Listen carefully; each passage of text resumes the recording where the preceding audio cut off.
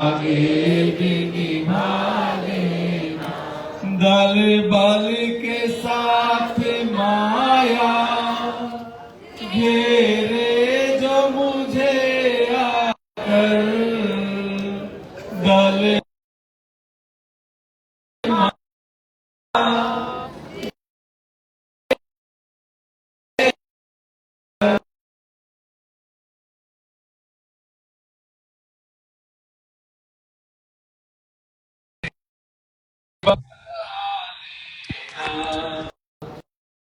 देव मेरी नैया उस पार लगा देना।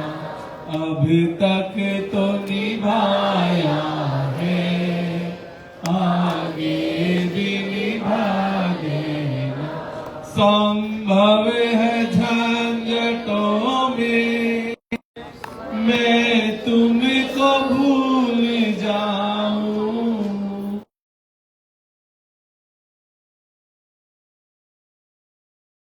मैं तुमको भूल जाऊं, पर नाथ दया करके मुझको न भुला देना। पर नाथ दया करके मुझको न भुला देना। गुरुदेव दया करके लेगा, अब तक तो निभाया है।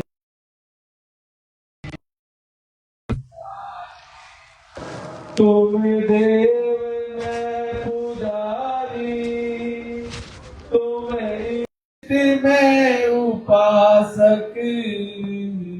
तुम देव मैं पुजारी, तुम इष्ट मैं उपासक। चरणों में पड़ा हूँ तेरे, हे नाथ निभा लेना। चरणों में पड़ा हूँ तेरे, हे नाथ निभा लेना। गुरुदेव मेरी नैया उस पार लगा देना। अब तक तो निभाया है, आगे भी निभा देना। जय गुरुदेव, जय जय गुरुदेव। बोलो जय गुरुदेव, जय जय गुरुदेव। जय गुरुदेव नाम किसका, जय गुरुदेव नाम किसका। परम पूज्य गुरु महाराज के पावन चरणों में बारंबार नमन करता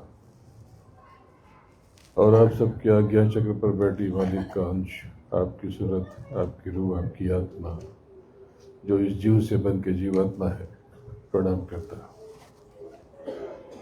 पवित्र जीवात्मा, ये जो आपका शरीर है, आपकी देह, ये एक कारागृह है, ये एक खोल है। इस खोल में आपकी रूह, आपकी आत्मा बंद है।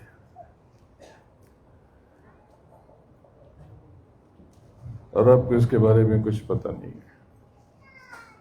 ये बिल्कुल वैसे हुआ जैसे एक राजा नाराज हो गया कुछ लोगों पर, उसने उनको एक अंधेरी जेल में बंद कर दिया और उसके हाथों में बेड़ी लगा दी। वो वहीं पे रहे, बहुत दिन रह गए, उनके बच्चे हुए उसी अंधेरे में, और वो बच्चे हुए उसके भी अंधेरे में। बहुत लोग हो गए सब अंधेरे, उन्होंने कभी प्रकाश नहीं देखा।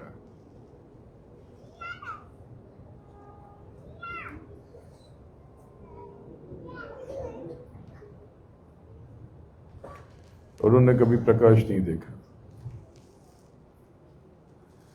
और वो बेड़ियां उनको अच्छी लगने लगी। कभी कभी उनकी बेड़ी खोल जाती तो बहुत दुखी हो जाते, नाराज हो जाते, जेल के कर्मचारियों से झगड़ा करते। ये हमको छोटी बेड़ी पहनाई, उसको बड़ी वाली पहना दी, हमको भी बड़ी वाली पहनाओ, मोटी वाली पहनाओ। ऐसे ही जिंदगी उनकी बीत रही थी। उनमें एक व्यक्ति वो हमेशा सोचता रहता था कि क्या यही सच है, क्या ऐसे ही जीना है।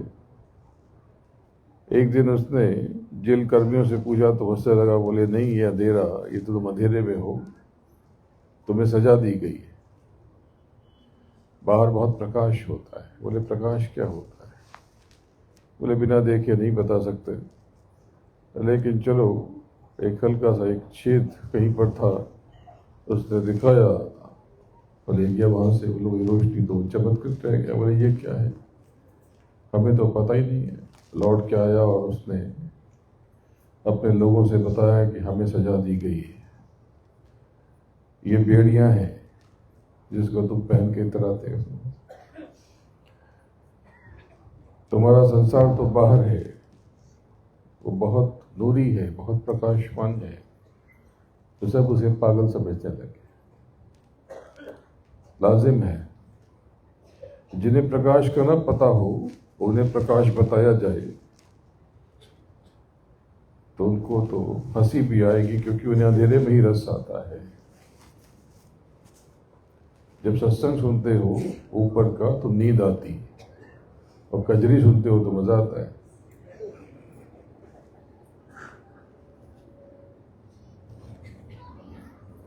गौर से सोचो, सत्संग सुनते हो, अभी ऊपर का सत्संग सुनाओ, यहाँ पे 40% लोगों को झपकी आने लगेगी। यज्ञ में बहुत से लोगों को खूब जमाई लेते हैं, मैं भी आंख बंद करके बैठा रहता हूँ, आप समझते हो ये कुछ देख नहीं रहे। तो लोगों ने उस दिन पागल समझ लिया और घोषित कर दिया ये पागल है, दीवाना है। हमारे जेवरों को, गहनों को ये बेड़ी बताता है। उलझ कर हम हिसाब जिंदगी में गड़बड़ा बैठे और बहुत कुछ जोड़ने के फेर में खुद को घटा बैठे। हर एक बाजी में हम अक्सर गलत मोहरे बढ़ा बैठे, कोई जीता नहीं हमसे, हम ही खुद को हरा बैठे। न आया मसलहत से काम लेना उम्र भर हमको, जहां गर्दन झुकानी थी वहां हम सब उठा बैठे।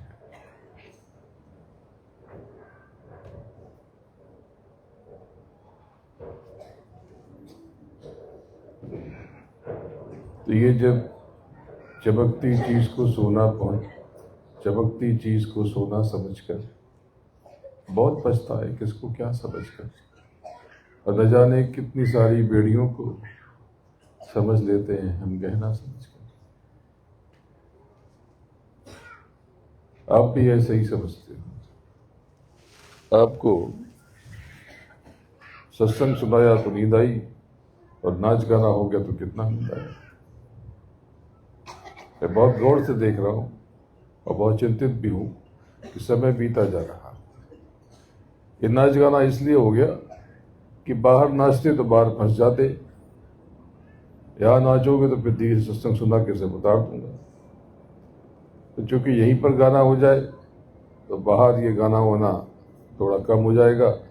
इसी बहाने बैठोगे कि चलो वहाँ पर तो खाना भी होता है, गाना भी होता है, और क्या चाहिए, और सोना भी होता है। खूब सोते हो आप लोग, यही तो करते हो। यहाँ पर गिनती के 25 लोग बैठते वहां पर, थोड़ी देर 40-50 लोग आते, 25 लोग बैठते हैं, आखिर में 4 लोग रहते, बाकी सब भग जाते हैं।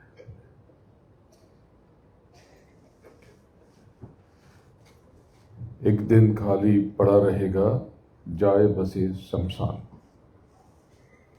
जिसको आप गहना समझते हो, जेवर समझते हो, ये सब बेड़ियां हैं आपकी। आप कौन हो, कभी इस पर विचार तो करो। दिन रात बाहर जगत जगत जगत, दुनिया की चीजें, दुनिया की बातें, दुनिया के रिश्ते, दुनिया के रिश्ते, झूठे रिश्ते।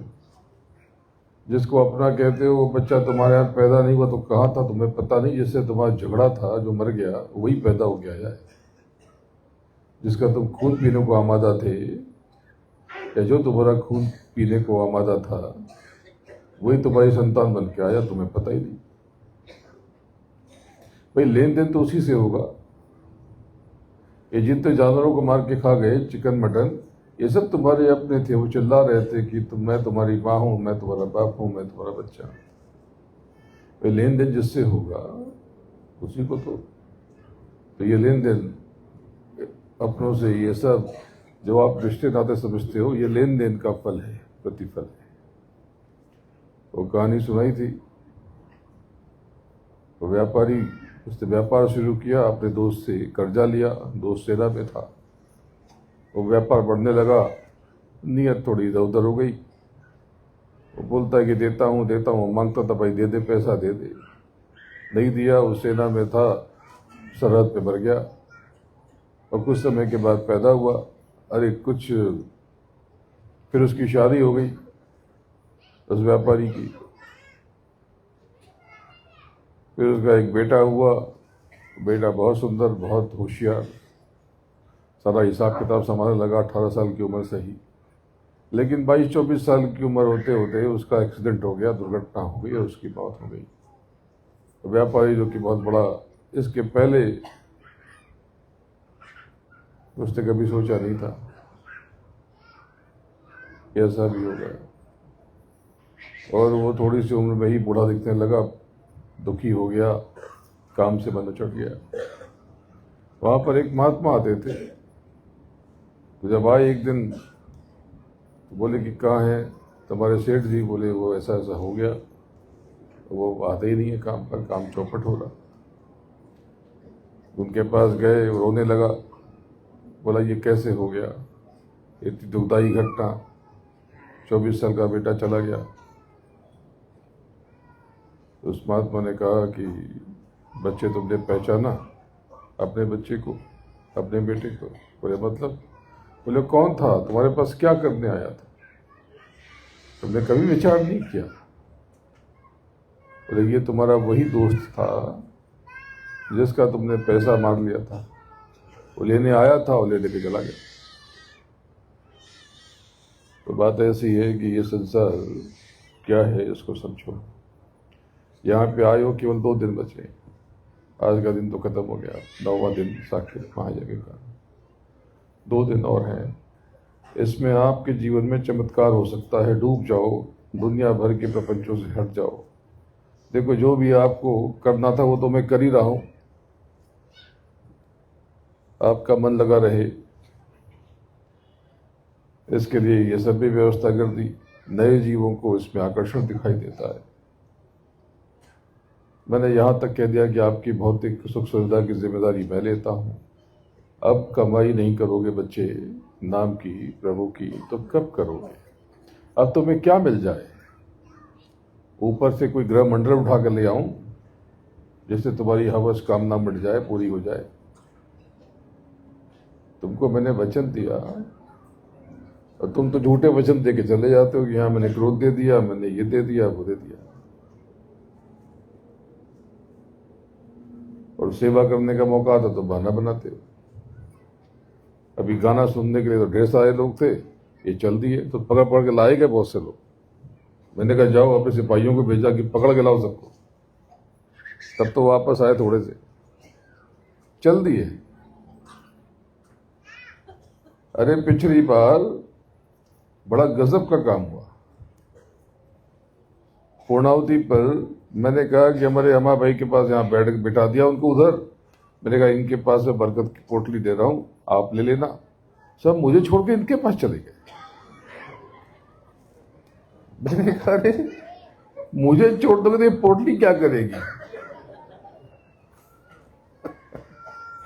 याद है ना? ये कोई कहानी नहीं है, ये आप सबने सामने की बात है। उनके पास लाइन लग गई, वो क्या करेंगे? वो क्या करेंगे, उनको तो पोटली मैंने दी है। अब उनसे पूछ रहे कि पोटली का क्या करूं, क्या करना है। अब वो मेरी तरफ देख रहे हैं और मैं सब लाइन वहां पर, वहां से लेके वहां तक मिलेगा। ये देखो तमाशा, ये दुनिया, वाह रे वाह, तुमको इतनी सी भी समझ नहीं है। अरे तुमको मैं सब सुनाऊंगा, चैती सुनाऊंगा, ठुमरी सुनाऊंगा, कजरी सुनाऊंगा, गजल सुनाऊंगा, भजन सुनाऊंगा। इतने बड़े बड़े कलाकार देखो तुम्हारे सामने आकर के कितने आदर से गा रहे। इनको कदर है तभी तो आ रहे और तुम्हें नहीं है। ये तो संसार के लोग हैं, अभी तो इन्हें रास्ता नहीं मिला, इनका तो खाता खोला जा रहा है।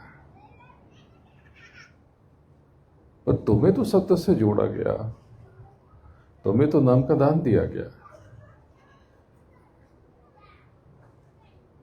देखो मालिक मिलेगा तो जीते जी मिलेगा, और मालिक का बोध, सदगुरु का बोध तुम्हें तब तक नहीं हो सकता जब तक यहां पर कुछ जुम्बिश ना हो।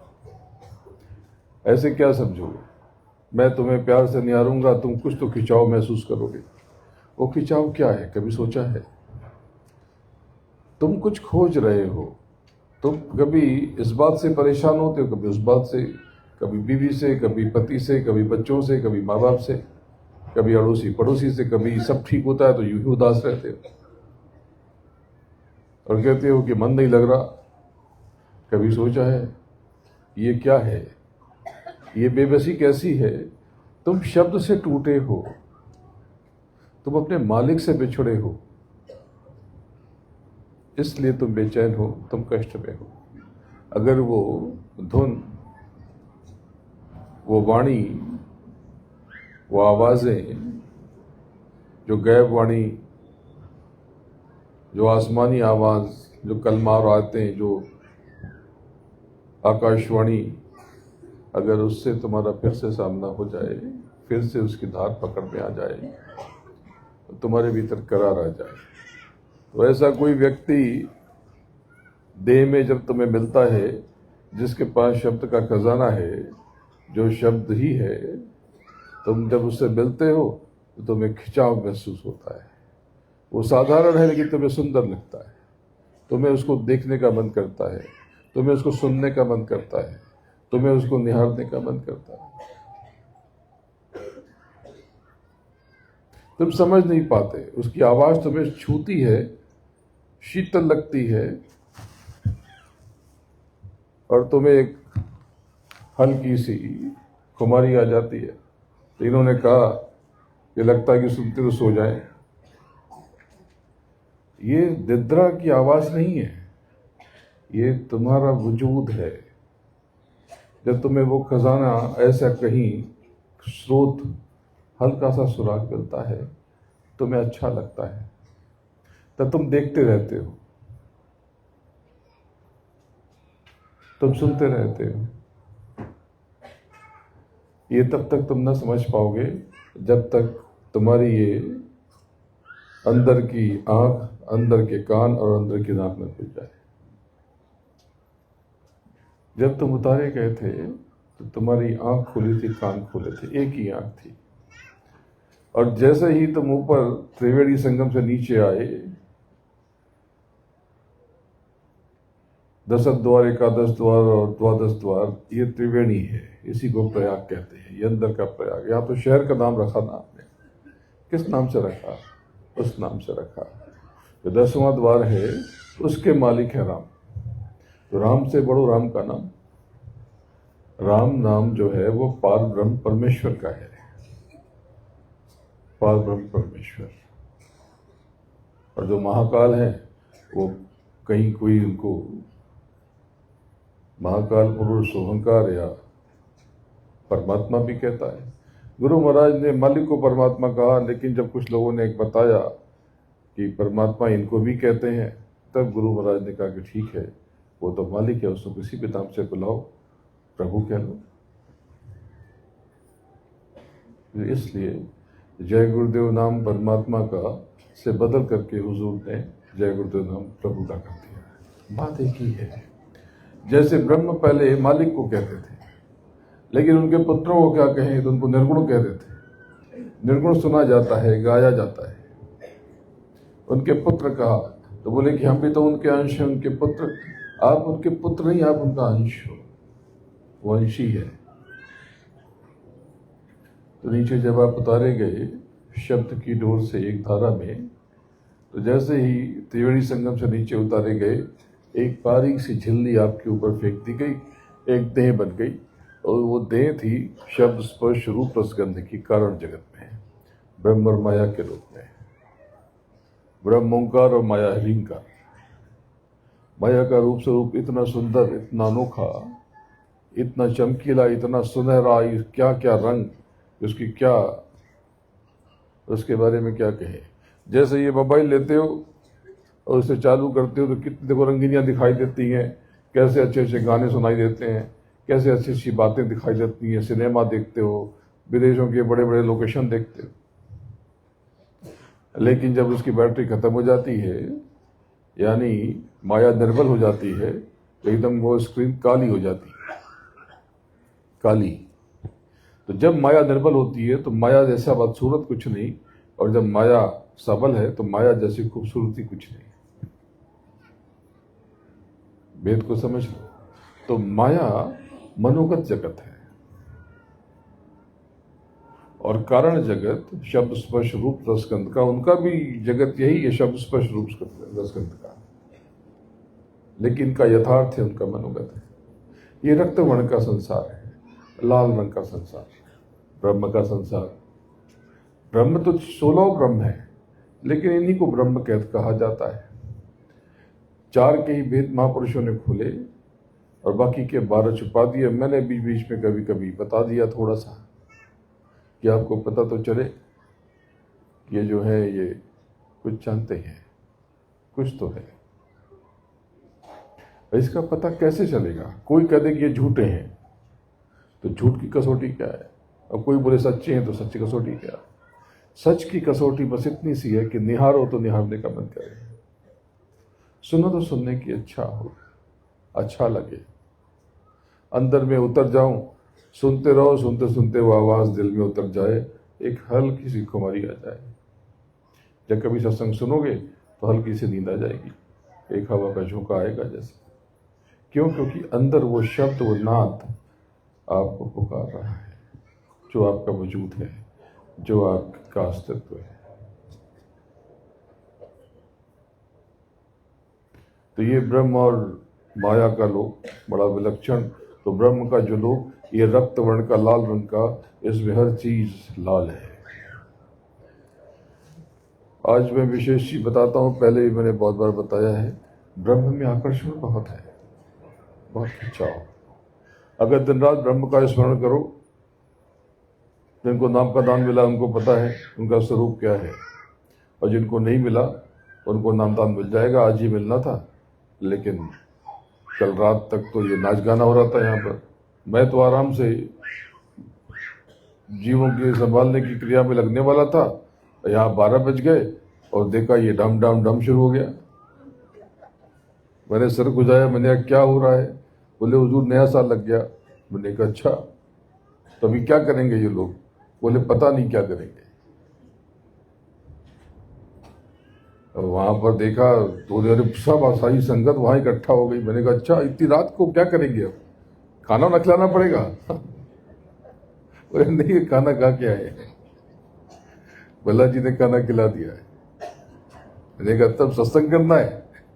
बोले यहाँ पर कुछ इतना बड़ा सिस्टम नहीं है, वहां जाना पड़ेगा। मैंने कहा यहाँ आओगे तो 5 बजा दोगे। तो मुझे दूल्हे की तरह उठा करके गाड़ी के ऊपर चढ़ा दिया है।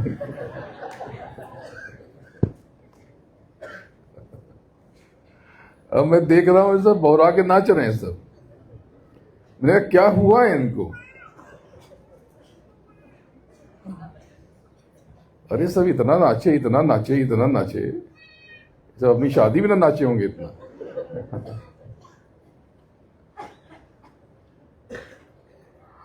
और उसके बाद मालूम पड़ा कि 2-4 लोग लड़ गए आपस में। तो मुझे सुबह सुबह बताया, मैंने कहा उसी समय पकड़ के ले आना चाहिए मेरे पास, तो मैं उनको सुना देता। बच्चे अपने हैं, बताना पड़ेगा, कोई बुरी बात नहीं है, ये काल का देश है। मैं तो कब से समझा रहा हूँ कि होगा ये सब। इसीलिए तो मैंने कल भी कहा था कि गुस्सा आए तो बोला कि 6 घंटे के बाद बात करेंगे, इससे निपट लेंगे। 6 घंटे के बाद किसी ने धक्का लगा था या किसी ने बदतमीजी की थी, कहाँ याद रहेगा तुमको? और याद रखते हो तो पागल हो, मालिक को भूल गए हो, 6 घंटे पहले का झगड़ा याद है तुमको। तो मैंने कहा अच्छा लेके आओ, बोले नहीं एक को तो भेज दिया। और ये मैंने कहा ये तो अच्छा नहीं हुआ, उसको भी बुलाओ बच्चे को, सबको मैं बिठाता हूँ, बात करता हूँ, क्या हो। अरे सब मेरे अपने हो बच्चों, मेरे दिल में रहते हो, यहाँ पर शक्तियां बैठी हुई हैं, इनके सामने झगड़ा करोगे तो ये दंड दे देंगे, ये दंड दे देंगे। ये अपने हाथ में कमा ले लेंगे तो मुश्किल हो जाएगी। यहाँ चोरी करके देखो, बर्बाद कर देंगे ये, या कोई गलत काम करके देखो, ये छोड़ेंगे नहीं, ये काल के दूत हैं। तो इनको भोजन क्यों दे रहे? अरे इनको भोजन दे रहे हो तो ये तुमसे जरा सा तमीज से बात करेंगे। जैसे पुलिस वाला कोई पकड़ लेता है, गुनाह तो तुमने किया, लेकिन जरा सा उसको सम्मान दे देते हो, नमस्कार कर देते हो, तो बदतमीजी नहीं करता। तो तुम तो काल के जाल में फंसे हो, कर्म का भोग भोग रहे। इनको तुमने खाना दिया, तो अभी क्या है कि जब आएंगे चाबुक लेकर के तुमको कूटने पीटने, तो जरा तुमसे तमीज से बात करेंगे, बोले ये तो अपना आदमी, इसका तो खाना खा के बैठे, इसका चुकाना भी है। तो ये सब महात्माओं की बनावट नहीं जानते तुम। गुरु महाराज ने क्या क्या रचा है, कहने को कोई कुछ भी कह दे, आपको भरमा दे।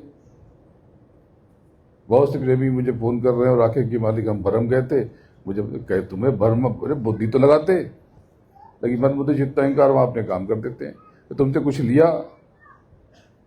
तुमको आराम से बिठाया, मजे में अच्छे से गद्दे पे सुलाया, इतना तुम घर पे नहीं सोते आराम से, या तो रावटी में अंदर तंबू में मजे में सो रहे हो। यहाँ 25% या ज्यादा क्या करते हैं पता है? लेट जाते हैं, मोबाइल ले लेते हैं ऐसे। घर में भी यही करते हैं, यहाँ तो ज्यादा ही कर रहे हैं, यहाँ तो ज्यादा ही कर रहे हैं। वहां सुहा सुहा हो रहा है, मैं आग में तप रहा हूं, जल रहा हूं, यहाँ सुहा, यहाँ पे वही करते हो। जन्म तो जन्म तक किया, 2 दिन बचे हैं, शब्द को पकड़ लो, दया हो जाएगी। बार बार कह रहा हूं, उस मालिक को निहारो, अंतर में बहा ढूंढो और तड़प के पुकारो उसे। और जो कुछ कभी भूल चूक किया उसके लिए क्षमा याचना कर लो। यहां पर कुछ किया तो एक दूसरे को गले लगा लो, प्रेम करो। घृणा कहां से आई, ये आफत कहां से आई, उलझते क्यों हो? यही तो दक्षिणा मांगी थी, तो समझ न पाए। मैं तो सब देख रहा हूं। अरे महाराजा धीराज, स्वयं ब्रह्म श्री कृष्ण का पूरा खानदान परिवार लड़ बड़ा। आखिर में क्या बात थी कि जब तीर लगा उनको, तो कहां सो रहे थे वो? जंगल में। जंगल में महाराज, उनकी उपवन वाटिकाएं, बाग बगीचे, महल होगा ना, ये कुटिया में रहते थे। वो छोड़ के जंगल में, और जंगल में आए कैसे? उनकी सिक्योरिटी कहां गई? उनके अधिकारी कर्मचारी कहां गए? ये घूमने निकले और सब चले आए। जैसे मंत्री जी आए, देखो कैसे आए लाल लश्कर के साथ में।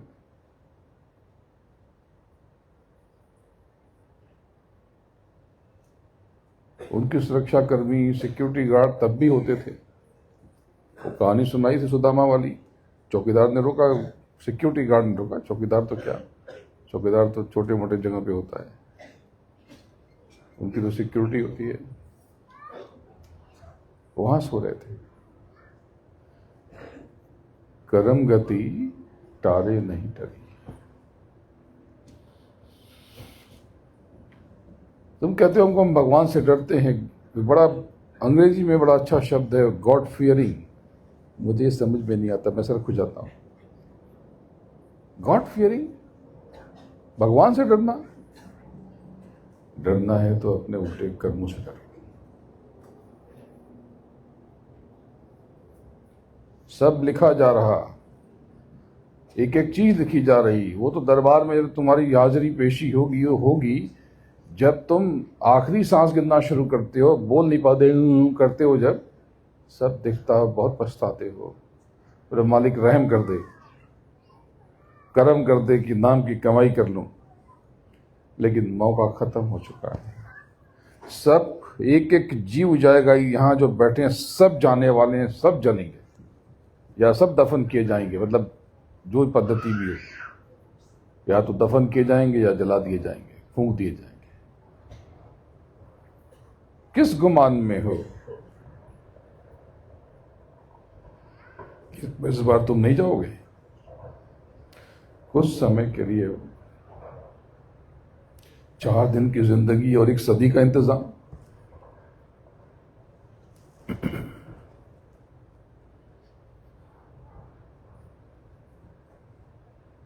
बोलो जय गुरुदेव। समय तो हो गया है, आपको भूख भी लग रही है, कुछ लोगों को तो लग रही है। बताना बहुत कुछ है बच्चों। ये शब्द की धार को पकड़ो। ये शब्द एक से दूसरा, दूसरे से तीसरा, तीसरे से चौथा, ये सब जुड़े हुए हैं। ये नाथ जो आपको नाम का दान दिया गया, जब भी खाली बैठो, गाड़ी में जा रहे हो तो कान में उंगली बंद कर लो। अगर साउंड प्रूफ गाड़ी है या घर, विदेशों में तो उतनी आवाज़ नहीं होती, यहाँ की तरह चीपी नहीं होता, वहाँ कान में उंगली डालने की ज़रूरत नहीं पड़ती। लेकिन अगर रात में बैठ जाया जाए तो उंगली डालने की ज़रूरत नहीं पड़ती। ये जो कान में उंगली डालने का अभ्यास आपको कराया जाता है, ये थोड़े समय में आपको बिना उंगली के सुनाई पड़ेगा। तब लोग कहेंगे कि ये ऊंचा सुनते हैं। आप ऊंचा नहीं सुनते, सब सुनाई पड़ेगा, लेकिन आपकी रुचि बाहर की चीजों से खत्म हो जाएगी। इतना सच्चा और सरल मार्ग आपको नहीं मिल सकता। कुछ नहीं करना, कोई कर्मकांड जो कराना था 1 साल में एक बार करा दिया आपसे, वो भी कुछ दिन और कराऊंगा, कुछ बरस से आप पता नहीं, या हो या ना हो, हमेशा थोड़ी होगा। खाता बना दिया आपका, अब ये तुम्हारी किस्मत थी, तुमने 100 रुपए का खाता खोला तो तुमको दे दूंगा 1000, 2000, 10,000। तुमको 100 गुना भी दूंगा तो कितना दूं? और मुझे तो कुछ चाहिए नहीं था। तुम्हारी सुविधा के लिए मालिक ने कितना सब कुछ कर दिया। ये घी जो रख दिया गया कि नाम के लिए कि तुम 1000 रुपए का लेकर के आउती में डाल दो, जरा गिर की गाय का घी का ढूंढ के आओ, कितने में मिलता है, तो माता खुश लाओगे। फिर इनसे कहोगे हम घर लेके जाएं तो ये मना कर देंगे। ये बात तो नहीं मिलता इतने में। ये तुम्हारे ऊपर दया की जा रही है कि तुम्हारा खाता खुल जाए। कितना उपक्रम। कल वो मेहमान आए और वो उन्होंने कहा कि बंबई जैसे शहर में आपने इतना सब कुछ बसा दिया, यहां तो असंभव सा काम कर दिया आपने। चकित थे वो तस्वीर देखना तो तुम भी हिल जाओगे। जो मैं कहता हूं, अब तो पहुंच चुकी होगी आपके पास ना, नहीं पहुंची तो भेज देना एक दूसरे को। जो मैं कहता हूं कि हवा से, ये धुआं से कवच बन जाएगा, ये देखो वो कवच तुम्हारे आसपास खड़ा व्यक्ति कवच बन जाएगा, तुम्हारे ऊपर खड़ी छत कवच बन जाएगी। ऊपर से कुछ फटेगा तुम्हारे ऊपर नहीं गिरेगा, वहीं अटक जाएगा। यूं ही नहीं कह रहा हूं, ये देखो तस्वीर ने बता दिया तो पोल खुल गई और सब वेद खुल गया। मैं खोल के बताने वाला नहीं था, लेकिन अब मुझे प्रेमियों ने दिखाया, ये क्या है, ये तो हनुमान जी लग रहे हैं। मैंने कहा जो भी हो, इनको मैंने वचन दे दिया जैसे तुमको दिया। ज्यादा कुछ कहूंगा नहीं, राजनीतिक बातें हैं, मैं इस पर पढ़ता नहीं। जो मेरे पास श्रद्धा से मिलता है, प्रेम से मिलता है, मेरा अपना है। किसी भी दल का हो, मुझसे क्या, मैं तो दिल से लगाता हूँ, दल का हो ना हो, छोटा हो बड़ा हो, यहाँ तो कोई फर्क किसी से करता नहीं हूँ। कोई बता दे ऊंच नीच किया इन्होंने, छोटा बड़ा किया, तुम सब मेरे हो और मैं तुम्हारा हूं। अंतर में उतर के महसूस तो करो, शब्द को पकड़ो और अपने घर चलो, अपने धाम चलो, धाम अपने चलो भाई, पराये देश क्यों रहना। बोलो जय गुरुदेव। तो नए जीवों को नाम का दान मिलेगा। कब कब रखा है? कल रखा है बच्चे? कहाँ गया हमारा इंचार्ज नामदान वाला? नहीं है यहाँ पर। हाँ, भंडारे में सेवा कर रहे हैं। कितनी सेवा करनी पड़ती, सोचो कितने थोड़े से लोग मिलकर सब कर रहे हैं और तुम डर जाते हो, बड़ा बर्दाश्त भी नहीं कर पाते बच्चे। अरे माफी मांग लेते, कोई कुछ हो गया, किसी ने बदतमीजी की तो सर झुका लेते, कुछ तो सोचते। चलो कोई बात नहीं, हो जाता है, गलती तुम्हारी कम है। ये वक्त ही ऐसा आने वाला है, ये सब भिड़ंत होती रहेगी। इसीलिए मैंने कहा ये सेवा तो दे दो कि 6 घंटे बाद तुमको जवाब दूंगा, और 6 घंटे के बाद अगर ठंडा ना हो, दिमाग गर्म ही रहे, तो बोला अगले 6 घंटे के बाद दूंगा। शांत चित्त से सोचना, फिर जो ठीक लगे करते ना, लेकिन ठीक लगेगा थोड़ी मार्क पीट के आना।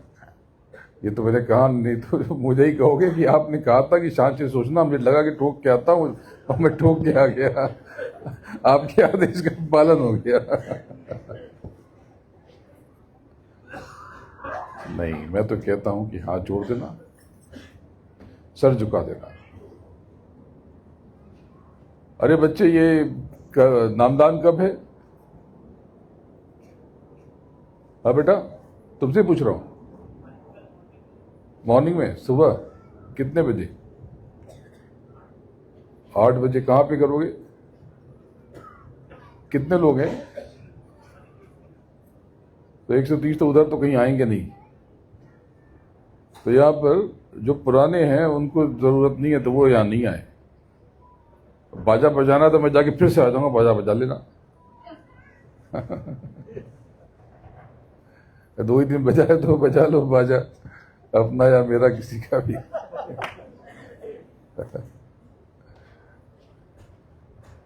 लेकिन आनंद खूब ले रहे हो आप।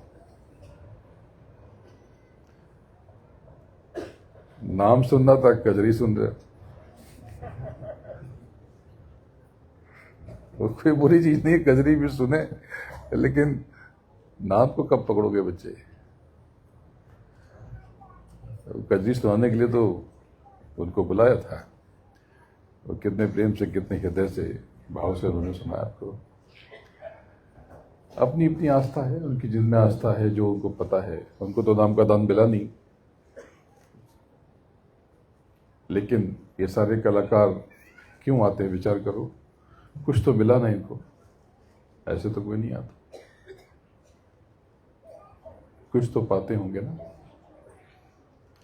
बोलो जय गुरुदेव, जय जय गुरुदेव। जय गुरुदेव नाम किसका? जय गुरुदेव नाम किसका? गुरु महाराज के चरणों में नमन करता हूँ और आप सबको प्रणाम करता हूँ। 4-4, 5-5 लोग आ जाओ बच्चे, एक एक आओगे बहुत समय लग जाएगा, जल्दी जल्दी आ जाओ, लाइन लगा के आना। लेकिन भीड़ लगा लोगे तो निकल नहीं पाओगे, इसी में जाम हो जाएगा।